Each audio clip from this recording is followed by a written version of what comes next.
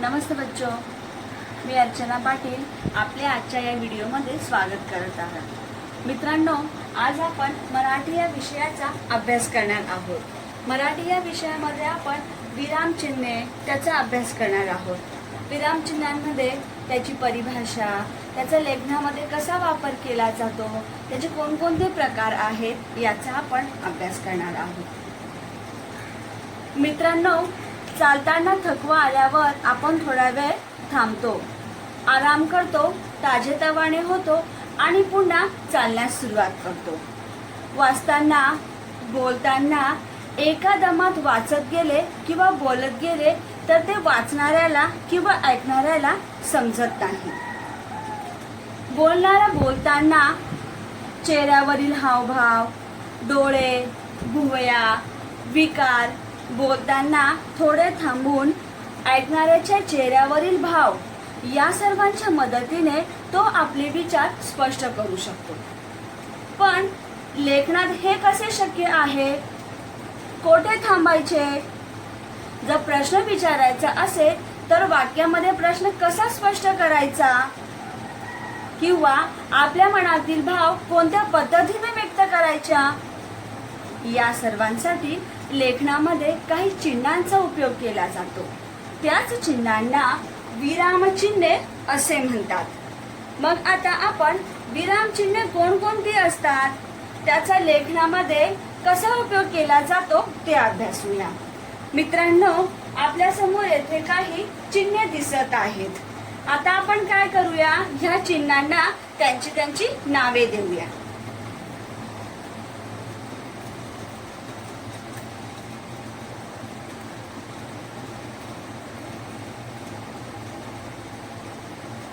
हे जे पहिले चिन्ह आहे, हे पहिलं चिन्ह त्याचे नाव आहे पूर्णविराम।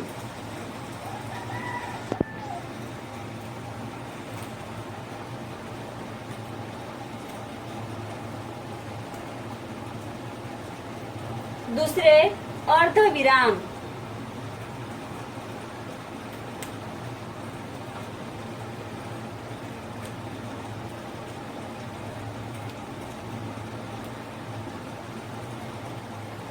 तिसरे चिन्ह आहे स्वल्पविराम।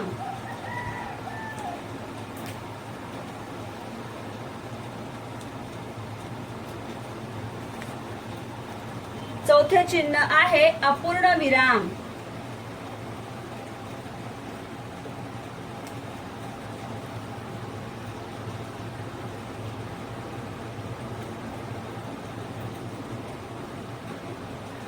चिन्ह आहे प्रश्न चिन्ह।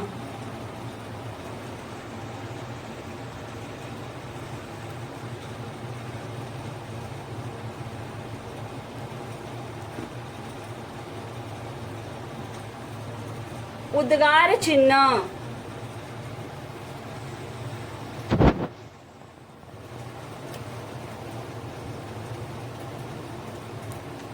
आता आपल्याला खाली ही जी चिन्हे दिसत आहेत, हे दोन्ही चिन्ह अवतरण चिन्हे आहेत।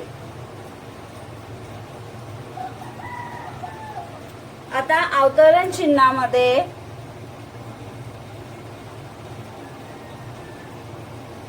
ह्या चिन्हाला एकेरी अवतरण चिन्ह असे म्हणतात।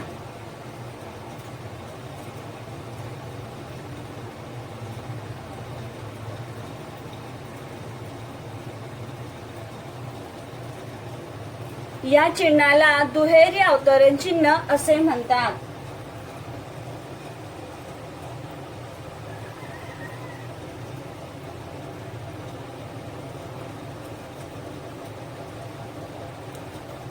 हे चिन्ह संयोग चिन्ह आहे।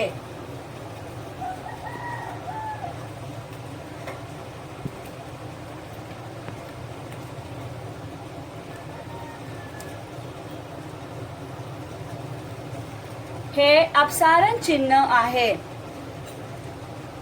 अशा प्रकारे आपण जेव्हा लेखन करत असतो तेव्हा लेखन करत असताना आपण ह्या चिन्हांचा वापर करून लेखन करतो। पहिले चिन्ह आहे पूर्णविराम, अर्धविराम, तिसरे आहे स्वल्पविराम, अपूर्ण विराम, प्रश्न चिन्ह, उद्गार चिन्ह आणि हे अवतरण चिन्हामध्ये हे दोन प्रकारचे चिन्ह असतात. एक एकेरी अवतरण चिन्ह, एकेरी म्हणजे एक, आणि दुसरे आहे दुहेरी, दुहेरी मतलब दोन, दुहेरी अवतरण चिन्ह.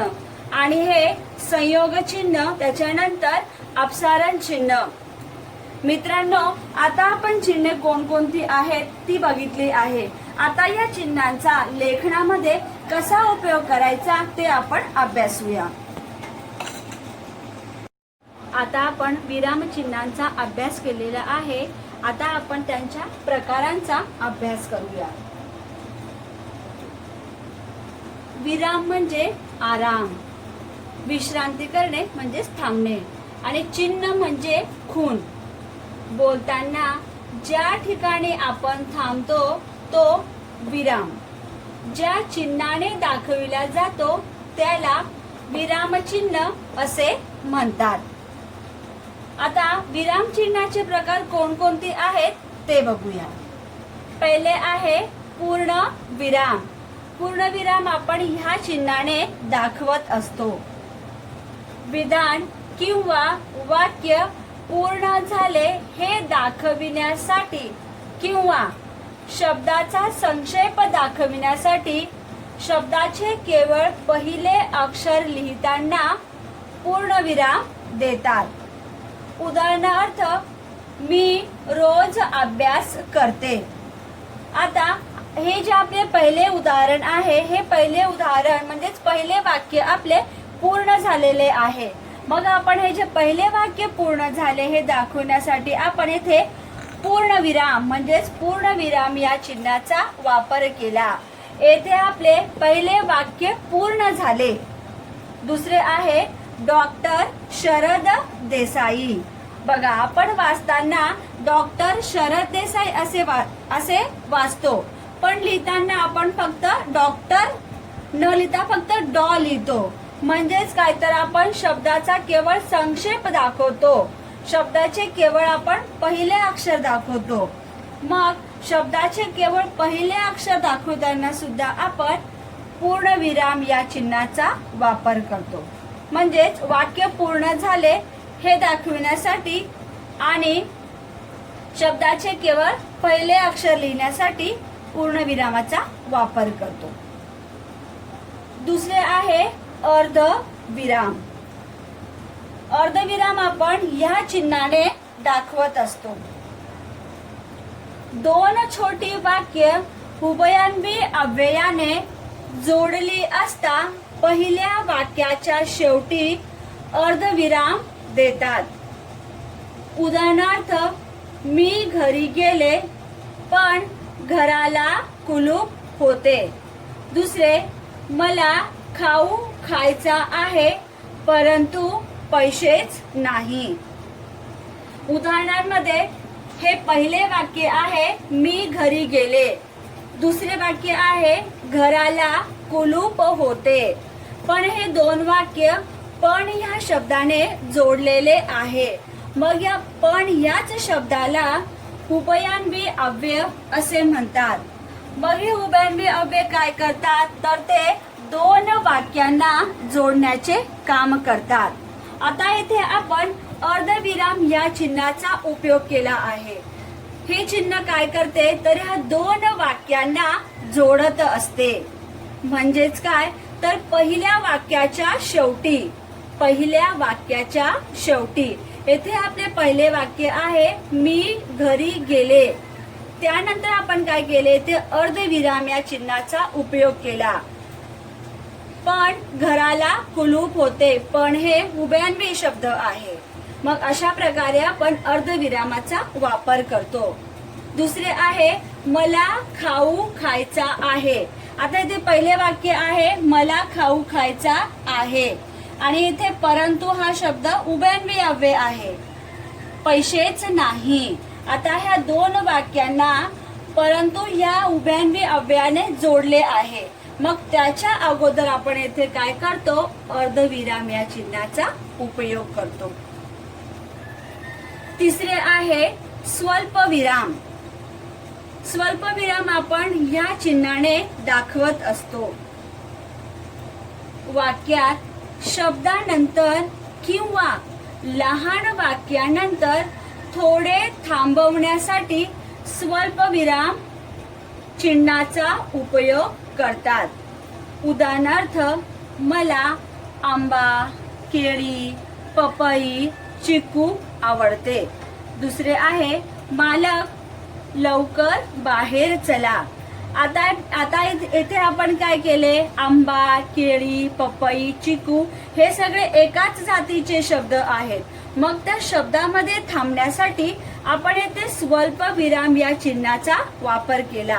म्हणजेच या शब्दामध्ये थांबण्यासाठी, शब्दानंतर थांबण्यासाठी आपण येथे स्वल्प विरामाचा वापर केला. दुसरे आहे, मालक लवकर बाहेर चला. आता आपल्याला मालक या शब्दानंतर थांबायचे आहे, म्हणून येथे आपण काय केले, स्वल्प विराम या चिन्हाचा वापर केला. त्याच्या पुढे आहे अपूर्ण विराम. अपूर्ण विराम आपण या चिन्हाने दाखवत असतो.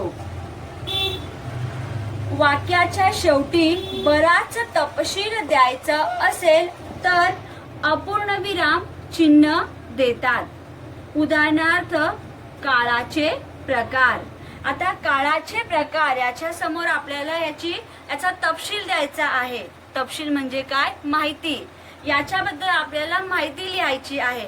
तेव्हा आपण काय करतो, अपूर्ण विराम या चिन्हाचा उपयोग करतो.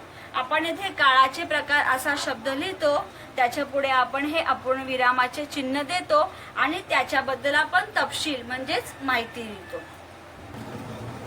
आता आपण दुसरे उदाहरण अभ्यासूया. फातिमा, दिनू तू काय करतोस?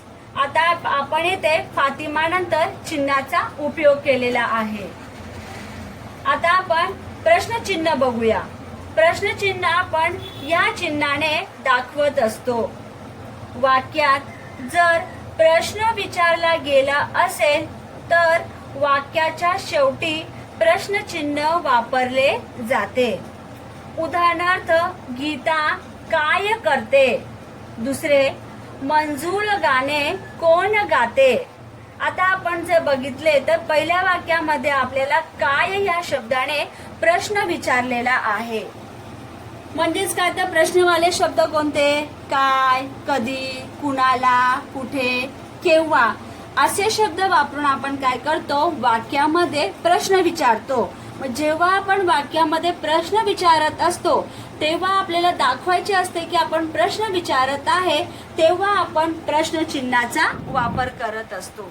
इथे आपल्याला उदाहरण दिसत आहे, गीता काय करते, प्रश्न लावले, आपण प्रश्नचिन्ह लावले आहे. मंजूळ गाणे कोण गाते, इथे प्रश्न विचारला आहे, इथे आपण प्रश्नचिन्ह वापरले आहे. दुसरे आहे उद्गार चिन्ह.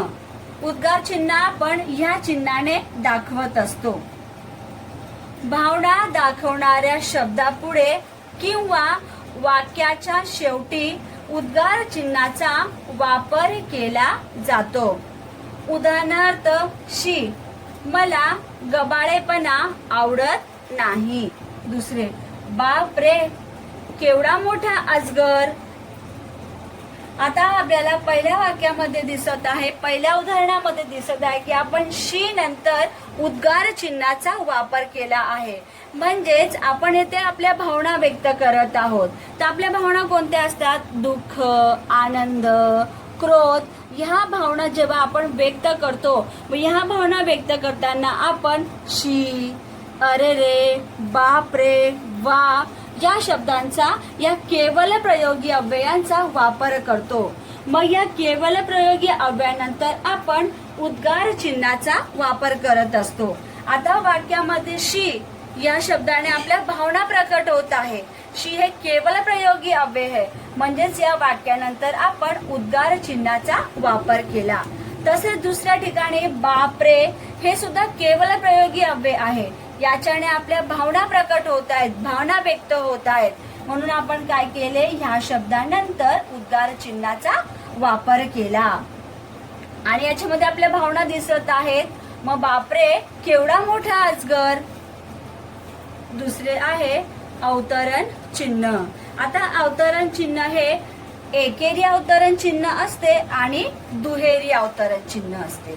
मग बोलणाऱ्याच्या तोंडचे शब्द दाखवण्यासाठी दुहेरी अवतरण चिन्ह व एखाद्या शब्दावर किंवा शब्द समूहावर जोर द्यायचा असेल तर एकेरी अवतरण चिन्ह देतात. उदाहरणार्थ, बाई म्हणाल्या, मराठीचे पुस्तक काढा.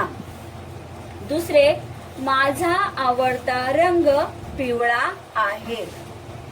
आता आपल्याला पहिल्या वाक्यामध्ये मराठीचे पुस्तक काढा या शब्दाला, या वाक्याला दुहेरी अवतरण चिन्हामध्ये घेतलेले आहे.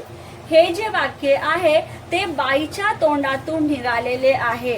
ते वाक्य जसेच्या तसे दाखवण्यासाठी, म्हणजेच काय तर बोलणाऱ्याच्या तोंडाचे शब्द दाखवण्यासाठी आपण काय करत असतो, या दुहेरी अवतरण चिन्हाचा उपयोग करत असतो. दुसरे वाक्य आहे, माझा आवडता रंग पिवळा आहे. या वाक्यामध्ये आपल्याला पिवळा या शब्दावर जोर द्यायचा आहे. पिवळा हा शब्द आपल्याला महत्त्वपूर्ण आहे असे दाखवायचे आहे, म्हणून येथे आपण या एकेरी अवतरण चिन्हाचा उपयोग केलेला आहे. तर म्हणजेच काय तर बोलणाऱ्याच्या तोंडाचे शब्द दाखवण्यासाठी आपण दुहेरी अवतरण चिन्हाचा उपयोग करतो आणि वाक्यामध्ये एखाद्या शब्दावर जर आपल्याला जोर द्यायचा असेल तर आपण एकेरी अवतरण चिन्हाचा उपयोग करत असतो. पुढचे आहे संयोग चिन्ह. संयोग चिन्ह आपण या चिन्हाने दाखवत असतो. दोन शब्द जोडताना संयोग चिन्ह देतात. वाक्य लिहिताना ओळीत शेवटचा शब्द अपुराच लिहिला जातो तेव्हा संयोग चिन्ह देतात. उदाहरणार्थ 10, 15. आता 10, 15 हे संख्यावाचक शब्द आहेत. मग हे दोन शब्द जोडताना आपण काय केले, येथे संयोग चिन्हाचा वापर केला. दुसरे उदाहरण आहे आम्ही, तुम्ही. आम्ही, तुम्ही हे सर्वनाम आहे. मग हे दोन शब्द जोडताना संयोग चिन्हाचा वापर केला जातो. दुसरे आहे मी रोज मराठी या विषयाचा अभ्यास करते. आता येथे आपण जेव्हा ही ओळ लिहित होतो त्या ओळीमध्ये आपला हा शेवटचा शब्द अपुराच राहिला गेला. या शब्दाचा अर्धा शब्द आपण येथे खाली लिहिला. मग जेव्हा आपला हा शब्द अपूर्ण राहिला तेव्हा आपण येथे संयोग चिन्हाचा वापर करत असतो. म्हणजेच काय तर ओळीत शेवटचा शब्द अपुराच लिहिला जातो, म्हणजे हा आपला शेवटचा शब्द अपुराच लिहिला गेला तेव्हा येथे आपण काय करतो, संयोग चिन्हाचा वापर करतो. दुसरे आहे अपसारण चिन्ह. अपसारण चिन्ह आपण ह्या चिन्हाने दाखवत असतो. बोलता बोलता विचार मालिका तुटल्यास स्पष्टीकरण द्यायचे असल्यास. उदाहरणार्थ तो अभ्यासाला बसला पण. दुसरे छत्रपती शिवाजी महाराज. पहिले उदाहरण जर आपण बघितले तर पहिल्या उदाहरणामध्ये आपली विचार मालिका ही बोलता बोलता तुटून जाते, बोलता बोलता तुटते, तेव्हा आपण इथे काय करतो, या अपसारण चिन्हाचा उपयोग करतो.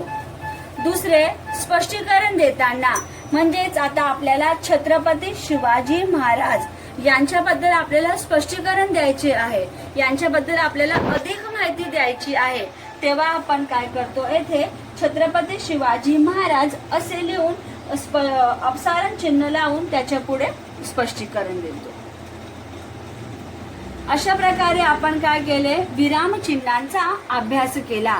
आता या विराम चिन्हाचा वापर आपण लेखनामध्ये कशा प्रकारे करत असतो किंवा कुठे करत असतो, जेव्हा आपण निबंध लिहितो, पत्रलेखन लिहितो, कथालेखन लिहितो किंवा एखाद्या प्रश्नाचे उत्तर लिहितो, त्या प्रश्नाचे उत्तर आकर्षित व्हावे, चांगल्या प्रकारे आपल्याला मार्क मिळावे, तेव्हा आपण काय करत असतो, या विराम चिन्हांचा वापर करत असतो. आता आपल्याला विराम चिन्हाचा वापर कोठे कसा करायचा हे चांगल्या प्रकारे समजले असेल। मग आता आपण स्वाध्याय बघूया। स्वाध्यायामध्ये आपला पहिला प्रश्न आहे, वाचा व योग्य जोड्या लावा। मतलब हम लोगों को इसमें मैच करना है। इथे आपल्याला दोन गट दिलेले आहेत, अ गट आणि ब गट। अ गटामध्ये आपल्याला चिन्ह दिलेली आहेत आणि ब गटामध्ये आपल्याला विराम चिन्हांची नावे दिलेली आहेत। अ गट में हम लोगों को चिन्ह दिखाई दे रहे हैं और ब गट में विराम चिन्ह की नाम है। मग आता आपल्याला काय करायचे आहे, आप लोग क्या करोगे, सबसे पहले अ गट लिखोगे और अ गट के नीचे ये जो चिन्ह दिया है ये सारे चिन्हों को आप लिख लोगे। फिर यहाँ पे आप लोग यहाँ पे ब गट जो दिया है यहाँ पे आप उत्तर लिखोगे और ये जो चिन्ह दिया गया है इस चिन्ह का उत्तर यहाँ पे सामने लिखोगे। जैसे पहले ये चिन्ह दिया है, अब इस चिन्ह को क्या बोलते हैं, उद्गार चिन्ह। तो आप लोग क्या करोगे, आप लोगों ने ये चिन्ह लगाया उसके सामने आप यहाँ पे लिखोगे उद्गार चिन्ह। वैसे ये जो चिन्ह है इसका उत्तर यहाँ पे, इस चिन्ह का उत्तर यहाँ पे, इस चिन्ह का उत्तर यहाँ पे और इस चिन्ह का उत्तर यहाँ पे। इस तरह से आप पहला प्रश्न पूर्ण करोगे। आता दूसरा प्रश्न आहे, खालील वाक्यातील विराम चिन्हे ओळखून लिहा। ओळखून मतलब होता है पहचान के। नीचे जो हमें वाक्य दिए गए हैं उस वाक्य में से विराम चिन्ह के नाम हमें लिखना है। पहला प्रश्न आहे, मंजूळ गाने कौन गाते। अब यहाँ पे जो चिन्ह लगाया गया है उस चिन्ह को क्या कहते हैं वो हमें यहाँ पे लिखना है। तो आप दूसरा प्रश्न कैसे लिखोगे, सबसे पहले जो प्रश्न दिया है ये प्रश्न को आप लिख लोगे, फिर नंबर 1 डालोगे, फिर लिखोगे मंजूळ गाने कौन गाते, फिर नीचे की लाइन में उत्तर ऐसा लिखोगे। अब ये हमें कौन सा चिन्ह दिखाई दे रहा है, प्रश्न चिन्ह, फिर आप लिखोगे यहाँ पे प्रश्न चिन्ह।